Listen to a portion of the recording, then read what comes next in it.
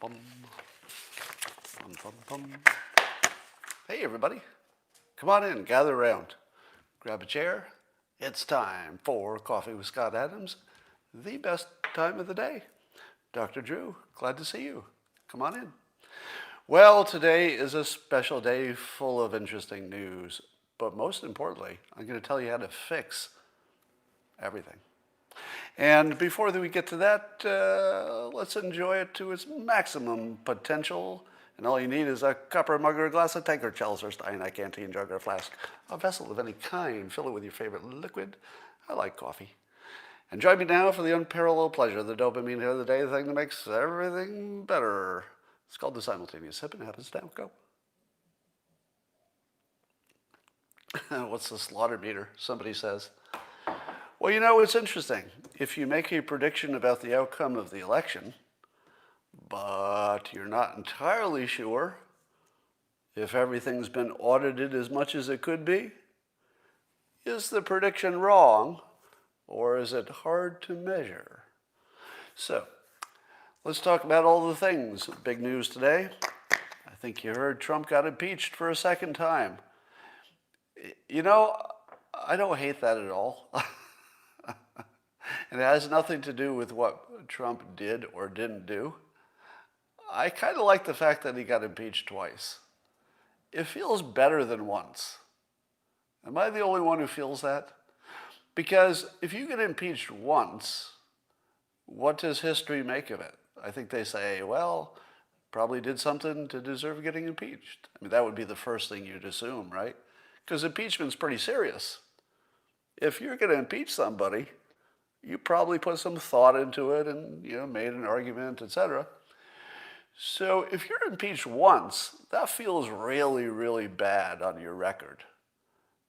But if you're impeached twice, and especially if the last one is a week before you're going to leave office, does that say something about Trump, or does that say something about impeachment? See where I'm heading? I think he came out ahead. Now, I know I'm the guy everybody mocks for spinning things pro-Trump, no matter what it is. No matter what it is. But I'll just put that out there. If it were me, if I were in his position, I would much prefer being impeached twice. Because the second one is so obviously bullshit, it makes the first one look like bullshit. See where I'm going here? 2 impeachments, obviously just political. 1 impeachment, maybe he did something worth impeaching. It just makes the credibility of the whole thing so much less. So, and I also like the fact that Trump is a sort of a person of extremes and a person of records. Good records, bad records, but records. He's a guy who sets all kinds of records. I kind of like the fact that he has the record for impeachments. Because it does tell the story better than if he only had 1. If he has the record, well, then he's truly a, let's say, a disruptive character. If he just has 1, maybe he just did something wrong. All right. Jack Dorsey made a largest statement on Twitter about the banning of Trump from Twitter. And I like to look at these CEO statements about controversial items to see how they did, just to see how the communication went, whether it's persuasive. So separating from the topic, I'm just going to talk about whether the communication was done well. Skipping to the final vote, it was done well. It's an impossible situation, meaning that Twitter and the others, they really didn't have a clean winning path. So anybody who thinks, oh, just take the easy path, why didn't you do that? There was an obvious solution, but you did the wrong thing. That's not really what's happening here. But Twitter basically had 2 bad choices and had to pick one. They didn't have a choice of not picking, because not picking a choice is a choice too. So here's how Jack does this. And here's, I'll read some of the highlights from his thread. And I want you to see the technique, because it's really good. All right? Now, if you can separate from a moment what you currently feel about Twitter and what you think about Jack Dorsey, what you think about Trump. Just separate from that for a moment. We'll just talk about the persuasion part, just the skill, all right? Forget about the politics. We'll just talk about the skill. The skill in this is extreme. It's really good. The first thing you need to do if you are going to deal with something this controversial is you have to acknowledge the complaining side. It is not good technique to say something like, somebody is complaining, therefore we're going to do X, Y, Z. It's not good enough just to note that there are problems or complaints. You need to describe the complaint in your own words as clearly as the complainers describe it, right? So if you can't put it in your own words, what the other people are saying about you, it doesn't look like you understand it or accept it or treat it as valid. So that's the first thing you look for. And Jack did that perfectly, actually, in a few different ways. Let me give you some quotes. He says, he goes, I do not celebrate or feel pride in our having to ban Trump. So the very first sentence is, he's telling you he's not happy about it. That's pacing, because he knows the people who are looking at this are not happy about it. So the first thing he says is, I'm not happy about it either. That's good. Good technique. He's not happy about it either. His reasons may be different than yours, but we'll get to that. And he says that they made the decision with the best information they had based on threats to physical safety, blah, blah, blah. And then he asks the question, was this correct? Now, have I told you the technique of saying what people are thinking the moment they're thinking it? It's a really strong communication technique. It binds you to the listener. So at the very moment that Jack says in his tweet thread, was this correct, is exactly the moment you were thinking it. So he says, we made this decision based on our best information. And the moment you read that, you're saying, yeah, but was it correct? And then he says, was this correct? It's exactly the right sentence in exactly the right place. If you don't sort of study this stuff, you don't see how well this is constructed. It's actually engineered really, really well. So we'll get to some more. He says, I believe this was the right decision for Twitter. The right decision for Twitter. That's very transparent. Because what he did not say, I think it was the right decision for the country. And later he goes on saying, maybe it wasn't the right decision for the country. Maybe we need to do better. But he says directly, I believe this was the right decision for Twitter. Now, was it? Are you a CEO? Do you know if this was the right decision for Twitter? Would Twitter as a company, pursuing profits within a capitalist system, which is their right, was this the right decision? And I feel like maybe yes, maybe no. I'm not really sure. But I don't take that decision away from Twitter. I mean, it's their decision, right? I don't have a better idea. I might have played it differently, but I don't know if that would have been better for Twitter. So I think it's very transparent, and I appreciate that the first thing he says is, I think we made the right decision for Twitter, which is his job. His job is to make good decisions for Twitter. Maybe he did, maybe he didn't. I don't feel I have insight into that. And he talks about an extraordinary and an untenable circumstance, meaning there wasn't any way to do everything right. That wasn't really an option. And that they basically took the reduction of harm as their highest priority. Pretty good, right? Now, if you were making the decision, you might have said, free speech has some rough edges. Maybe I'd prefer free speech even if people get hurt. Maybe I prefer free speech even if people get killed. I still might prefer it. But that's something you can say as an individual, right? That's not really something you can say if you're a leader exactly, because you can't be in favor of anybody getting killed under any circumstances. So they had an untenable situation, and he says they have to reflect on their operations and the environment around it. He acknowledges that it has a negative impact on the public, and that it's a pretty big one. So he's not minimizing whatsoever that this has an impact on free speech that could be a big, big, big, big deal. So he's saying it directly. That's good technique, because that's what you're thinking, right? You're thinking it's a big, big, big deal, and he acknowledges it. So that's good technique. And he says, and this, I think this part I like the most, because just listen to this, how well this is constructed. He says, the check and accountability on this power, the power of Twitter to, ban people or not ban people, has always been the fact that a service like Twitter is one small part of a larger public conversation happening across the internet. If folks do not agree with our rules and enforcement, they can simply go to another internet service. Now, you don't agree with that, right? Here's the second part. The second part is he doesn't agree with it either. He's going to agree with you now. Watch how good this is. He says this concept, meaning the concept that you could just go somewhere else if you don't like Twitter, was challenged this week when a number of foundational internet tool providers, the social media platforms meaning, also decided not to host what they found dangerous.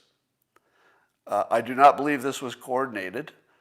I agree with him that, there wasn't like a meeting to talk about it.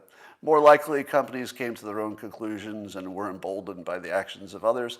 I think that's actually the way I see it. I don't think they needed a meeting, because you don't need to have a meeting and collude on something that you all kind of are going to just go the same direction anyway. So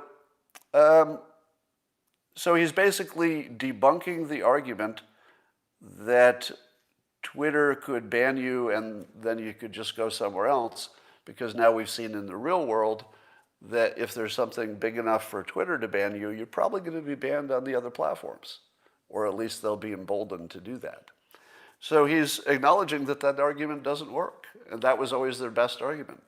So when have you ever seen a CEO respond to a major public uprising by saying that their own argument doesn't work? I've never seen it before. I've seen people admit mistakes, but I've never seen anybody say our own argument doesn't work. Here's why. It's kind of remarkable. And again, try to separate from what you feel about Twitter, feel about Trump, feel about Jack Dorsey. Just look at the technique. It's kind of extraordinary. And then he talks about what they're going to do about it, which is the next part of a good CEO response. So they've got some kind of an effort that they're ramping up for some kind of a service that they would be a client of their own entity. Well, I don't know who owns the entity. That might be, there's a question there. But the point is there's some plan that Twitter's doing to address directly the free speech thing so that everybody can get their free speech, but Twitter could also be protected and you as a user can see what you want to see. So they've got something they're working on. I don't know how long that's going to take. I'd like, it'd be better to have some transparency on that. But as a response, I thought it was excellent. It's a complete acceptance of the situation. That's about as good as you can do. Completely accepting the complaints and telling you what they're going to do about it, right? You can hate everybody, but this is good technique. All right. I tweeted yesterday that this was the low point in the Biden presidency yesterday, and he hasn't even started the job. What do you think about an incoming president, Biden, who won't stop this impeachment when he knows it's going to lead to division? He knows it has no purpose, and he said so, basically. He basically said out loud he's not really so much in favor of the impeachment. He just seems like he doesn't care. But that's not too much leadership. I feel as if Biden could have stepped in and said, look, it's time for healing. My entire proposition was healing and getting rid of the division, so we're not going to pursue this because there's not enough of an upside. But there's definitely a downside. There's just not much of an upside. So let's not do more division for that little bit of gain you think you're going to get. That would have been presidential. And indeed, I would have been a little bit impressed. Not going to lie. If Biden had done that, I would have reassessed his entire starting presidency. I would have said to myself, that actually is what's good for the country. But he didn't do that. It's clearly what's best for the country is to not do the impeachment and try to move on, because all the impeachment does is it guarantees that you're going to get more and more Trump past the inauguration, because now the Senate is going to give him a platform. So I would say it's the worst day of the Biden presidency, and I don't know if he'll ever do worse than this. I mean, it's pretty bad. And at the same time, well, we'll talk about that later. So what is the price to the country of the Congress focusing on impeachment? Well, here's a little report on Twitter that Secretary Gene Scalia, I guess he's must be in the cabinet or something, he recently asked for $2 billion from Congress to fix the state unemployment system. And they were not able to persuade Congress. So he asked for $2 billion recently to fix this system, didn't get it. Now that's not too unusual, right? It's not terribly unusual that you'd ask for $2 billion and somebody would say no, except that there was a strong case that spending $2 billion would have saved $10 billion, meaning that it was a new system that would get rid of the fraud, and they can measure the fraud, and it's around $10 billion. So just think of this. Your Congress, if you're American, your Congress didn't have the capacity to say yes to spending $2 billion to save 10. Didn't have the capacity.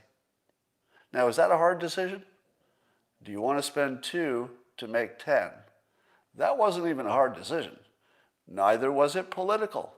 Is there a Democrat position to saving $10 billion? No.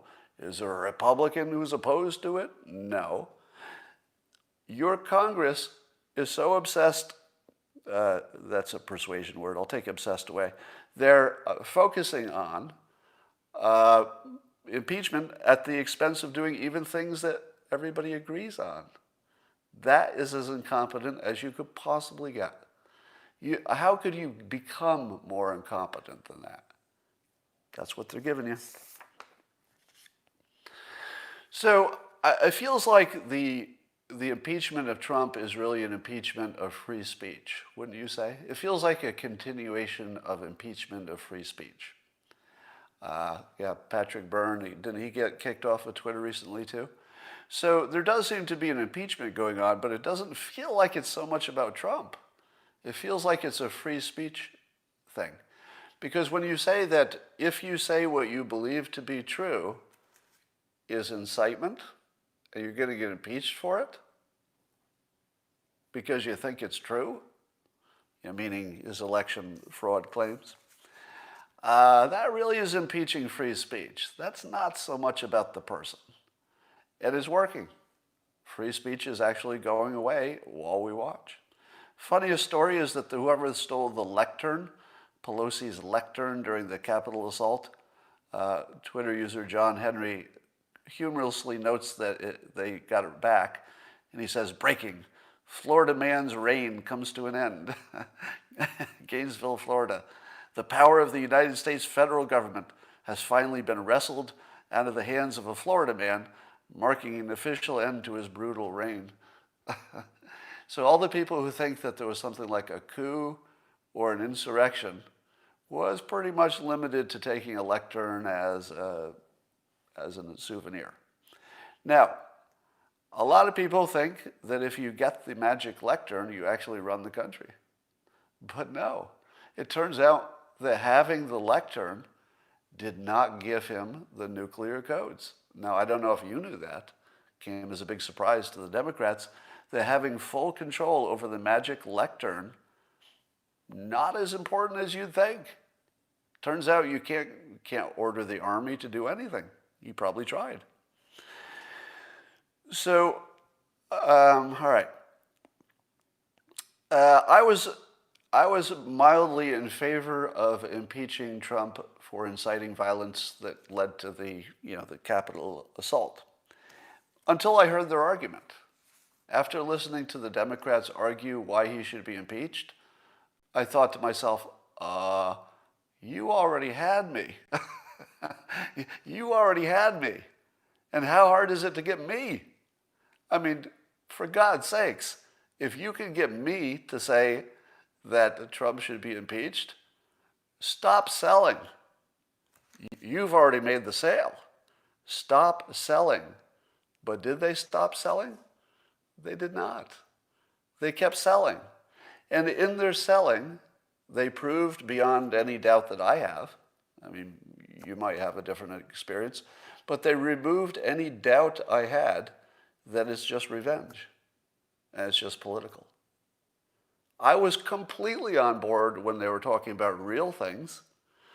This is sort of the Geraldo view, which I share, which is, although the president's words had nothing in them to incite violence directly, he should have known that just being involved the way he was created a dangerous situation. And my opinion was, well, that's true. I feel as if he should have known that the way he played it created a little more danger than was necessary, even though his words did not incite violence and directly said, be peaceful. Very directly, he said, be peaceful. But still, should have known. I would have known. I think you would have known. I feel like he should have known that there was a little danger involved in that, all right? So if that was the argument that they had used, they already had to be sold. Now, I'd said before that if it were the beginning of his term, that I might think differently, but I don't care if he gets impeached 3 days before he's gone anyway. You know, it makes it funnier. 2 impeachments is funnier than 1. It helps him more than it hurts him. I don't care. But as soon as I heard them sell it, it was so obviously demented, evil, poorly conceived, revengey, emotional. Now I'm fully against it. Now, he got impeached anyway, so it doesn't matter what I think. But this is a good example of why you don't keep selling after you've made the sale. Because everything you say after that might hurt you, like you did here, but it's not going to help you. You already made the sale. Extreme incompetence by the Democrats just making their arguments in public.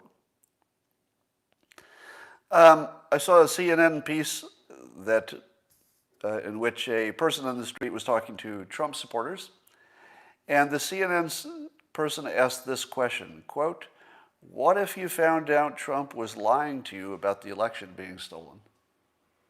And they asked that hypothetical question. What if you found out Trump was lying? Now, correct me if I'm wrong, CNN and the other news sites that are anti-Trump, don't they report that Trump is lying about his election fraud claims? They don't say he believes it but he's wrong.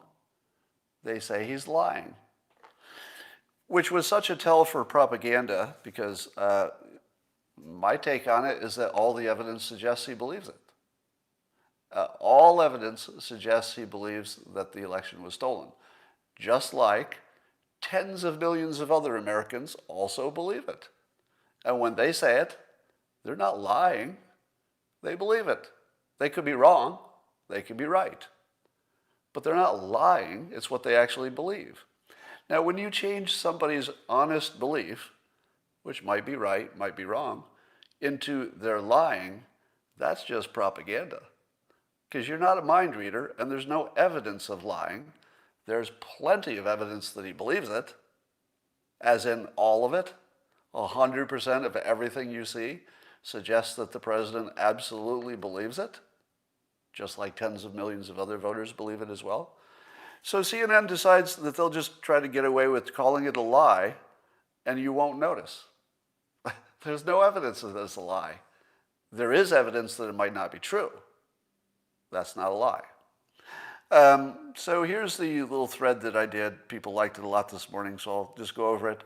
Here's how you can tell you're in a propaganda bubble as opposed to being in a world with real news.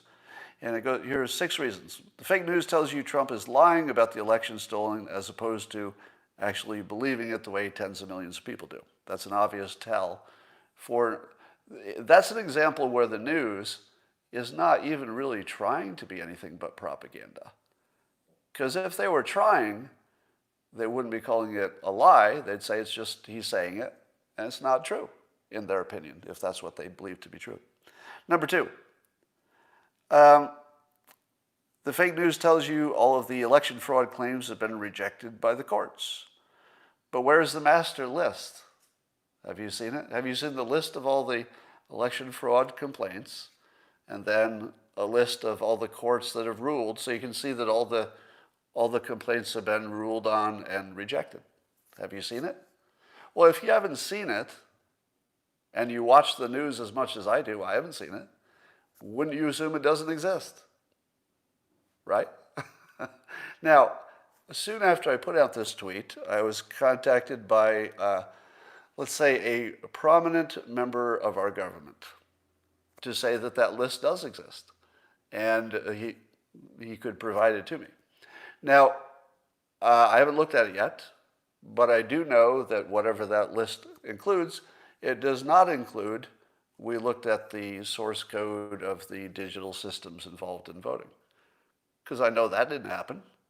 And if you didn't look at the source code, do you really know what did or did not happen in the election? Now, not looking at the source code doesn't tell you there was any problem. It just tells you you don't know. So apparently there is some kind of a large list. I'll look at it and I'll let you know how many of the claims it looks like it did address. But we know it didn't address at least, I don't know, 3/4 of the votes, which probably went through, well, 100% of the votes went through some kind of digital system at one point. So that's an open question I have. All right, so here's some more of the 6 points that, oh, here it is. So then I also said you're in a propaganda bubble if knowing you are inciting domestic violence is a standard for impeachment, and that's what happened with Trump, is that they said, well, he knew that what he was saying would incite violence, therefore he's guilty of it. But that standard needs to apply to everybody, or else it's just propaganda. If you applied the same standard to Harris and Biden, pushing the Fine People hoax and supporting the BLM rioters, Harris actually helped start a fund, I think, to bail out some of the bad actors in Antifa and Black Lives Matter. So if inciting violence is a standard that we accept for impeachment, you have to impeach everybody who did it. Otherwise, it's just propaganda. So given that there's no interest whatsoever on the Democrats of policing it within their own ranks, you can't call that news. That's just propaganda. If there's no acknowledgement that the Fine People hoax is still the most damaging fake news in the history of America, that's not any attempt to be a news organization. That's propaganda. Because the Fine People hoax is the most well-documented, easy-to-debunk hoax, and CNN still reports it like it's real. That's how you know you're in a propaganda bubble. In 2016, when Trump won, the fake news said, definitely Russia interfered, and that interference definitely made the difference. And yet, when Biden wins, suddenly Russia doesn't have any role, that whatever they did didn't make any difference.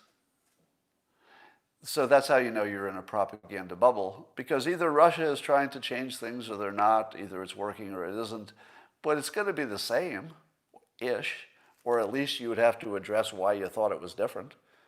Nothing. It's just that Russia was a problem, now they're not, blah, blah, blah, don't look over here. Propaganda bubble. And of course, the big one is when the fake news labels the Capitol assault, I'll call it an assault, a coup, or when they call it an insurrection. How did they think these protesters were planning to conquer and hold power from a superpower by occupying a few empty rooms and stealing a lectern? Did they think that those plastic ties would be enough to secure the entire military of the United States? Or did they think the military was going to join them? Exactly how was this supposed to be a coup? Because I don't think I've ever seen a coup that didn't bring weapons. Yeah, too many people did have weapons, but it's obvious they were not planning to use them offensively. They used some clubs and stuff, and they did kill people, and they need to go to jail for that. Anybody who was involved in that has to be treated with extreme prejudice. But it didn't look like they were preparing to take over a country. I didn't see that. Because if they did, they're really bad at planning, and I don't think that's the case. There were a lot of military people there, ex-military, etc. If they wanted to take over the country, if they wanted to do a coup, if they wanted it to be an insurrection, it would have looked a lot different. A lot different. Somebody is prompting me in the comments that the trouble there was planned long before Trump had made comments. I don't totally buy that matters to the argument. I think it's true. I just don't know that it matters to the argument. Because whether or not they had planned something, Trump was still saying things. And the things he was saying, a reasonable person could have said, yeah, you could have told them to stay home. Right? So there's room for judgment on that. All right, here's the important part. I'm going to tell you the one and only way that Republicans can get back something like a country. In other words, how can they get out of the wokeness cycle? How do they get out of the end of free speech? What would be a strategy that the Republicans can use? The strategy they're trying to use is the hypocrisy argument. You just saw me use it right now. The hypocrisy argument, Lindsey Graham also has used it. He says, if you want to end the violence, end impeachment. Now, Lindsey Graham, I would say a credible person, even if you don't agree with him. He's a credible person who understands the world. He has just stated to Democrats that pursuing impeachment will incite violence. They did it anyway. Now, does the hypocrisy claim move the needle? Does it solve anything? No. Claiming hypocrisy and blaming somebody of being a hypocrite has no persuasive power. It has no political weight. Nobody in the history of the world has ever won an argument or changed anything because of claiming, even accurately claiming, hypocrisy on the other side. It's a complete empty strategy. It can't work. It's worth noting, so you shouldn't ignore it, but don't think it's some kind of a strategy. It's not going to change anything. If you want to change something, I believe we're down to one choice. And I'm ruling out anything like a coup. I'm ruling out any kind of violence. I'm ruling out all the crazy stuff. If you want to live in a real world with real rules, and you don't want one side to be beating the other side like a seal, there's only one strategy that could work. And I've mentioned this before in the context of my first job as a bank teller. And the strategy is aggressive compliance with the rules. And here's how it worked when I was a bank teller. We had a whole bunch of rules about what we could or could not do in terms of dealing with the customers. So, if they didn't have 2 IDs, you couldn't cash the check. If they didn't bank here, you couldn't do this. If the amount was over a number, you had to get signatures. So we had all these restrictive rules of what you could or could not do. But they were so restrictive that if you actually followed them all, you couldn't do anything. You wouldn't be able to do your job at all. Just every single customer, you'd have to call a supervisor. So you quickly learn to bend the rules when, let's say it's a customer that you've waited on 15 times and you've seen their 2 IDs before. Well, you don't need to ask for the second ID if you've checked the same person and you know them personally because they come to your window all the time. It's like, okay, I'll just check 1 ID. I literally know your last name as soon as you walked up here. Now, would that be a security problem? Obviously not. Obviously, bending that little rule was just good for the customer, good for the bank, good for me. But what happened when I got in trouble for doing some other bent rule? Well, as soon as I got in trouble, I and the other tellers said, it's a good idea. We should follow all these rules. And so I would call a supervisor for every transaction because that was the rule. I wasn't making up stuff. The rule was, oh, I can't do this. I better call it a supervisor. At the same time, all the other tellers in the line were also calling the supervisor for the same reason. There was only one supervisor. What did the supervisor fairly quickly learn to do? Change the rules. Because we proved that following the rules couldn't possibly work. All we did is follow the rules aggressively. We aggressively complied, and it broke the whole system and immediately forced a change. All right? Now, the Democrats have said wokeness is important, fairness is important, and freedom of speech should be limited if we can make an argument that it incites violence. Those are their rules. They're using them like a club to beat the living shit out of Republicans. What are Republicans doing in response? Ow, ow, you're a hypocrite. Ow, ow, stop hitting me. You're a hypocrite. Ow, why isn't this working? I keep saying you're a hypocrite, but you keep hitting me. Ow, ow. That's it. That's the whole fucking strategy, is to get hit with a club and say, stop hitting me with a club. The whole fucking strategy is to get hit with a club. That's it. Here's a better strategy. Adopt their techniques more aggressively than they use their own techniques, use their own arguments, and never break character. For example, Republicans should, close the entire government down. Don't let any work get done until they handle the important things. Wokeness, fairness, and making sure that everyone who incited violence is impeached. That's big work. And they shouldn't do anything else until they get that work handled. So they should immediately do articles of impeachment for every Democrat who supported Black Lives Matter. Harris and Biden, of course, Pelosi, of course. And this would be a much bigger task than you could actually handle and still do the business of government. So you should stop doing the business of government. Just let it go. Don't let any checks go out. Don't let any laws get passed. Don't do anything else except try to get some fairness in the Democrats. For example, does it seem fair to you that Pelosi, a white woman, is the speaker? I don't think so. I think that there should be a lot of pressure on the Democrats to get a person of color to replace Nancy Pelosi. Why? Because I don't want to live in any racist country where a racist white person can be in charge of the Democratic Party, which isn't even catering to white people. How's that right? Right?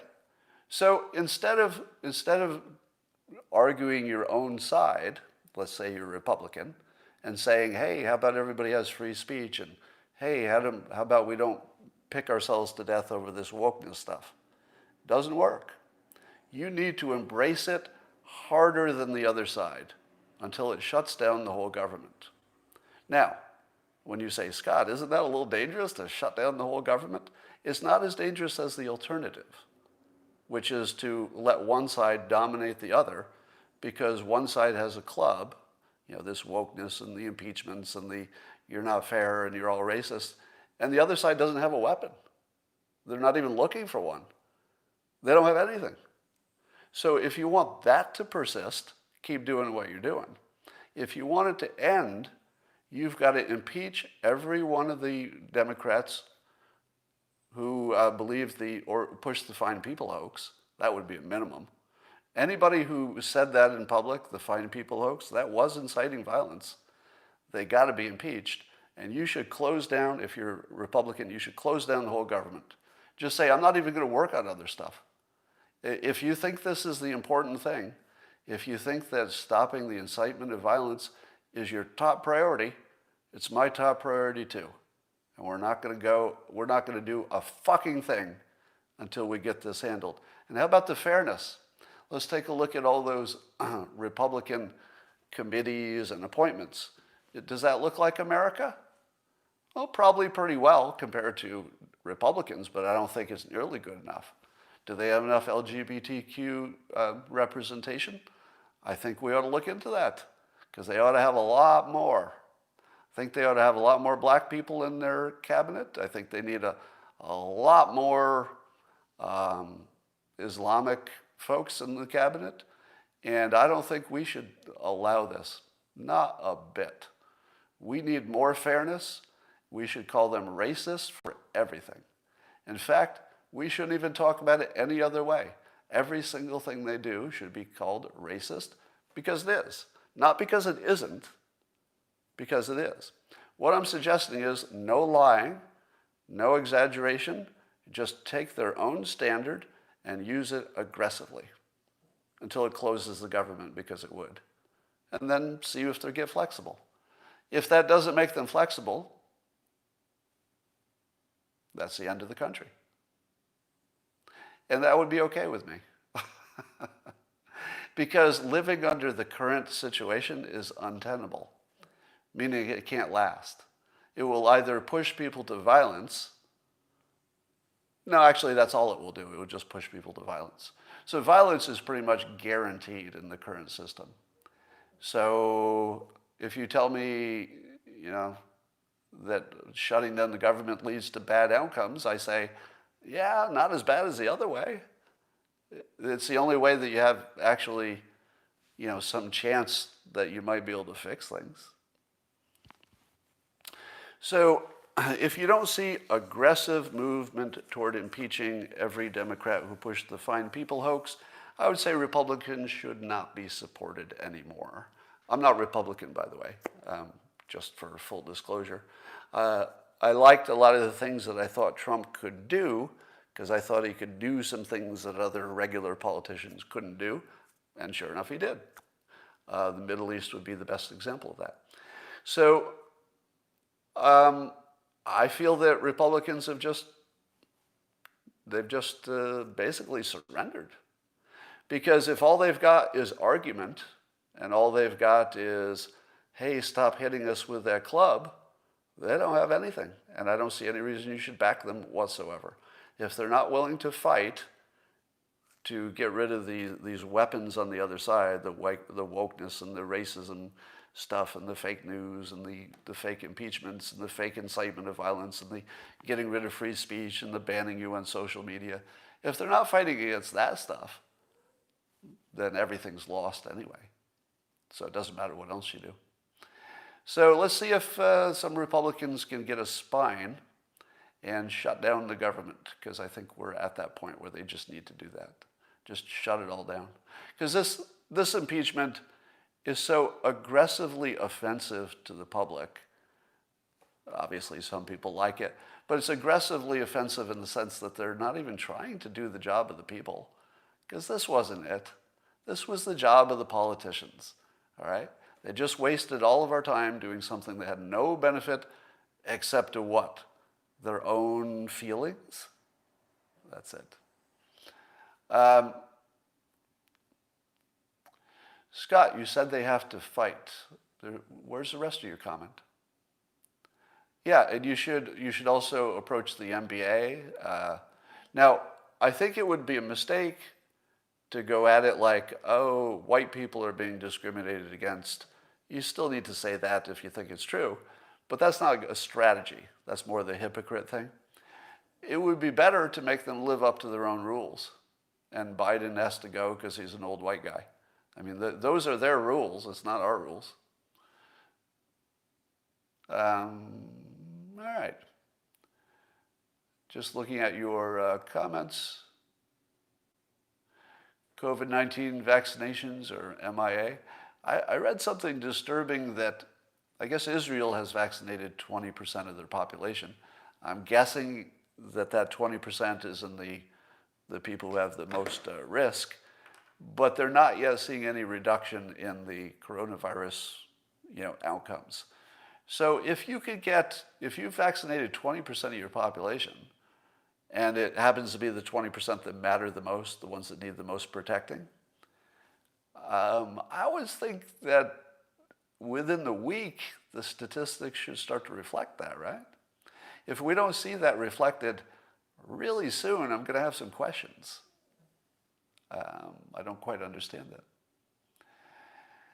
All right.